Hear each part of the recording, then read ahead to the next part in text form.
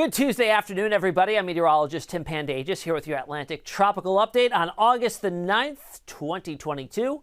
Still discussing Invest 97L, some changes for the development odds as this system goes forward.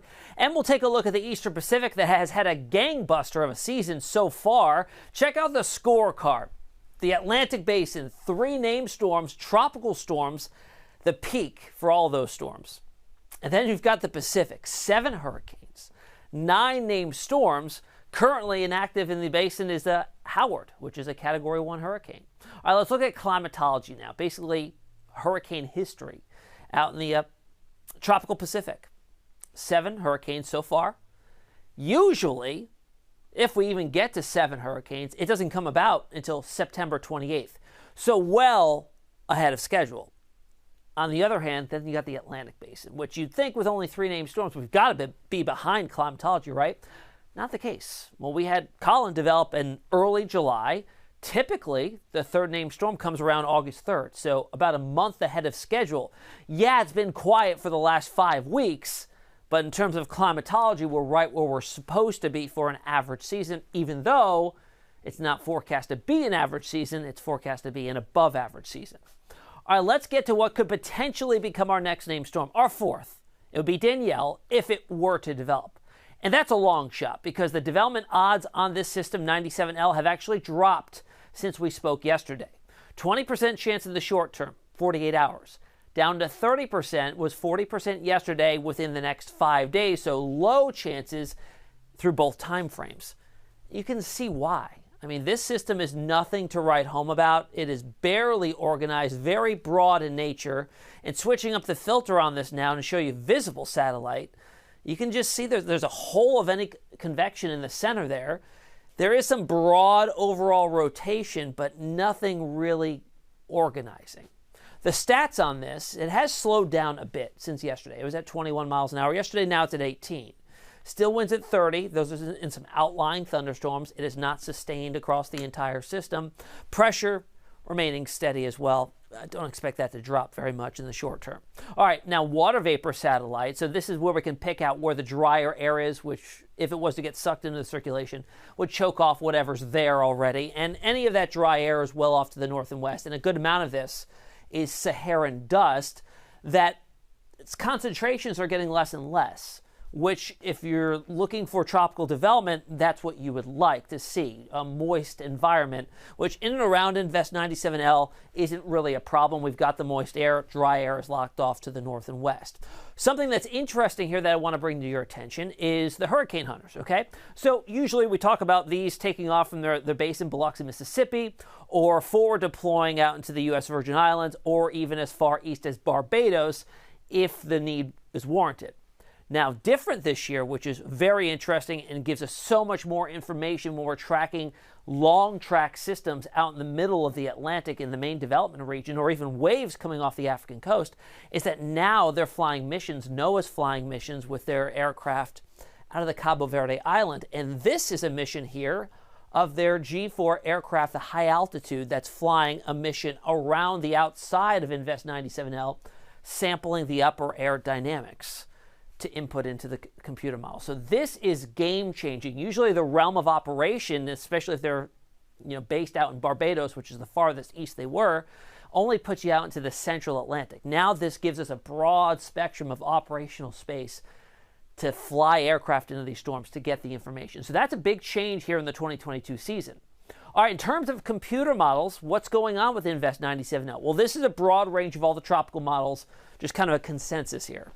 Pretty much, they're all dialed into a west-northwesterly track. Nothing in regards to intensity forecast here, just tracks we're talking about here. Now, if we switch it up and look at the GFS ensemble, you've heard of the GFS model, right? That's the GFS, the American model. The ensemble is the GFS model run several different times, 30 to be exact, because there's 30 ensemble members. And changing the variables, kind of what-if situations. If we change this variable, what would be the outcome? And this is what we get, 30 different ensemble member runs. Not a huge difference in the trajectory of this. They are spread out a little bit more than what we just saw in all the other tropical tracks, but generally west-northwesterly track north of the Antilles. Now let's compare the operational aspects of the GFS and European model. like we did yesterday. These are our global long-range models. Yellow GFS, red European. As we go out in time, we'll go out to midweek. Not much here. It's still an open wave in all regards. There would be the center of what the European sees. There's the center of what the GFS sees. Go out into the first portion of the upcoming weekend. We'll go to Friday morning, actually, stopping things. GFS says, maybe that's closing off a little bit. European says still, no cigars. Then by the weekend, we're north of the Antilles. There's the British U.S. Virgin Islands. There's Puerto Rico. GFS once again opens up the wave. Euro never even closed it off, and it continues on its track to the northwest with not much development. So factors to consider here.